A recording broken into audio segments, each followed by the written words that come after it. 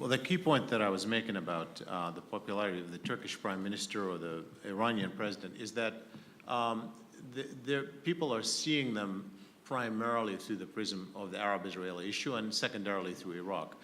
We saw that actually even in 2002, 2003, when we had in France, there was the issue of the veil in schools. There were the mostly Arab immigrants who were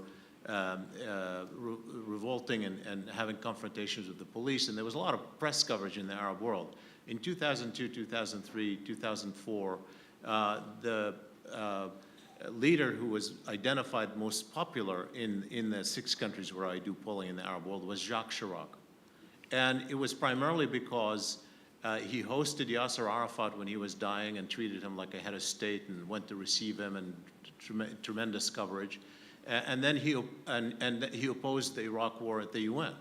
And those two basically were the reward things. We didn't see Hassan Nasrallah emerge as a popular leader in places like Egypt or Jordan or Morocco, largely Sunni Arab states, until the 2006 war and how he was seen to have performed in that war.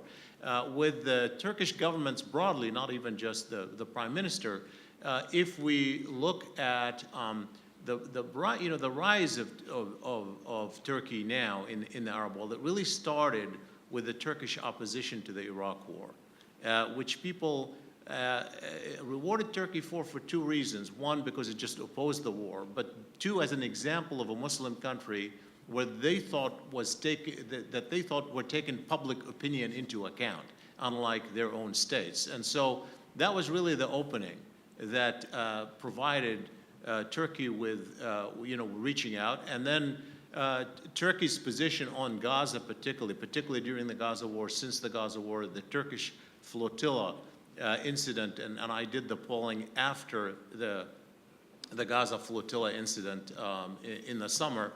All of that entailed that the public was rewarding Turkey and rewarding the prime minister for those issues. Thank you. Professor Tespinel. Just very shortly, I think the illiberal tendencies in Turkish society are alive and well. Turkey is becoming more democratic, but liberal democracy is something else. More democratic in the sense that when you look at the way the European Union assesses Turkey's progress report, overall the direction is not towards a more authoritarian Turkey, otherwise Turkey would not have started accession negotiations in 2005. Overall the direction is towards better civilians, more supremacy towards over the military, and overall better freedom of expression. However, the problem with the press that you mentioned is a real one, and it reflects the power struggle in Turkey between, somewhat simplistically referred to, between the secularist camp and the more pro-government camp. And there's nothing excusable in a tax penalty established against a very major media group in Turkey. On the other hand, to conclude from this that Turkey is turning into an authoritarian Islamist state would be simply not taking into consideration the way the European Union itself and most of the other monitoring institutions look at Turkey. So overall, the tendency is towards more democratization, but liberalism is a different question. Thank you. So we have time for one more question, unfortunately. In the interest of gender equality, I was hoping there would be a woman who would want to ask a question. So, yes, in this line here, please. Thank you. The young...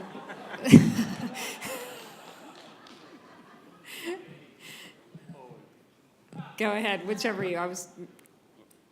You want to? Hold on. If are you still?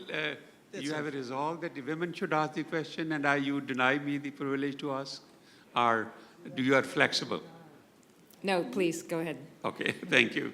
All the speakers have referred and named so many countries, stretching from Iran, Turkey, Persian Gulf states, Jordan, Saudi Arabia, even Morocco and Egypt, where USA has tremendous leverage and influence.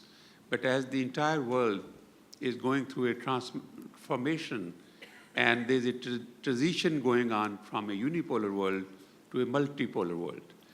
And if that happens, what do they think, what would be then the scenario and the dynamics, and what level of influence and leverage USA would have in that region to influence, to bring peace and prosperity in that region?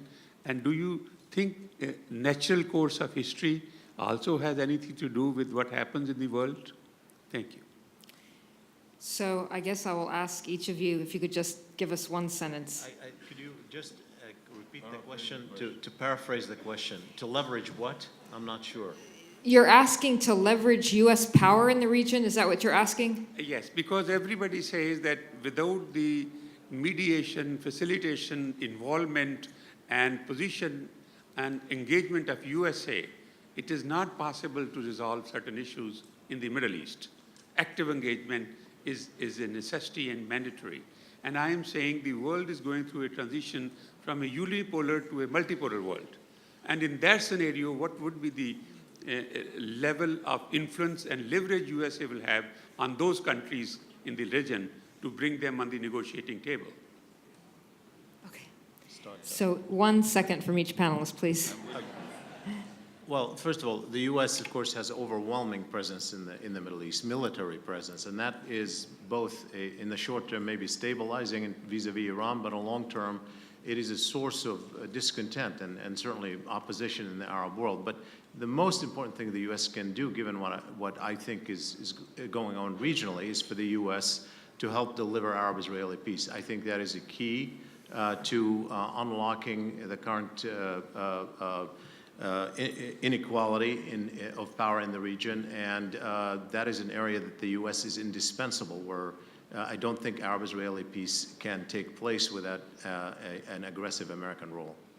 Just a very quick summary of the Iranian position on this, and I think it's quite telling when arguably the most anti-American, at least on paper, anti-American nation state in the Middle East comes out and says, in so many words, so often, that of course the United States is going to stay in the region.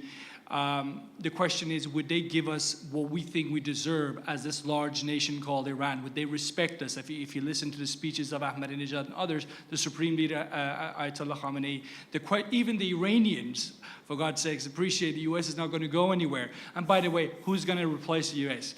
The Iranians have just, again, burned their fingers in terms of the relations with the Russians. The Chinese are not going to come in. So there isn't really an alternative to the U.S. staying as part of the security arrangements of this region. Thank you.